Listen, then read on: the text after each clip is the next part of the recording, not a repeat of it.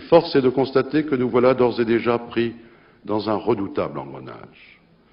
Depuis que la règle de la majorité s'applique de plus en plus largement dans les prises de décision du Conseil européen et que les jurisprudences convergentes de la Cour de cassation et du Conseil d'État admettent que les traités et le droit communautaire qui en est dérivé bénéficient d'une primauté absolue sur nos lois nationales, le gouvernement, dès lors qu'il est en minorité au Conseil, pas plus que le Parlement français, n'a son mot à dire pour infléchir les règles communautaires jugées inacceptables pour la France.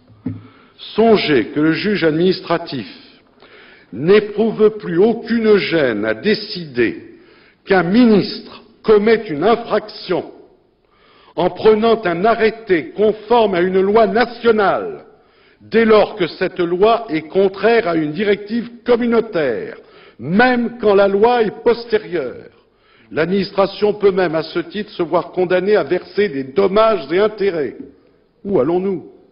Où allons-nous quand le juge, tout en déclarant qu'il ne veut pas censurer la loi, s'arroge le droit de la rendre inopposable ou inapplicable? La République, ce n'est pas une justice aux ordres, mais la République, ce n'est pas non plus le gouvernement des juges, a fortiori quand il s'agit de juges européens qui font parler l'esprit des traités.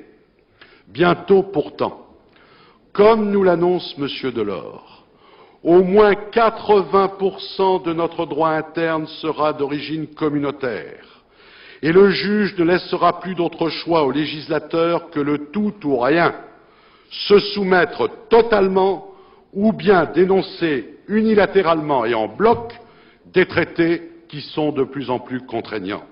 Bref, quand du fait de l'application des accords de Maastricht, notamment en ce qui concerne la monnaie unique, le coût de la dénonciation sera devenu exorbitant, le piège sera refermé et demain, aucune majorité parlementaire, quelles que soient les circonstances, ne pourra raisonnablement revenir sur ce qui aura été fait.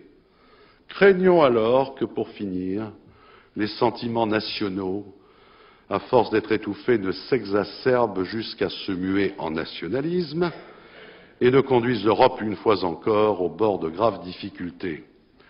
Car rien n'est plus dangereux qu'une nation trop longtemps frustrée de la souveraineté par laquelle s'exprime sa liberté, c'est-à-dire son droit imprescriptible à choisir son destin.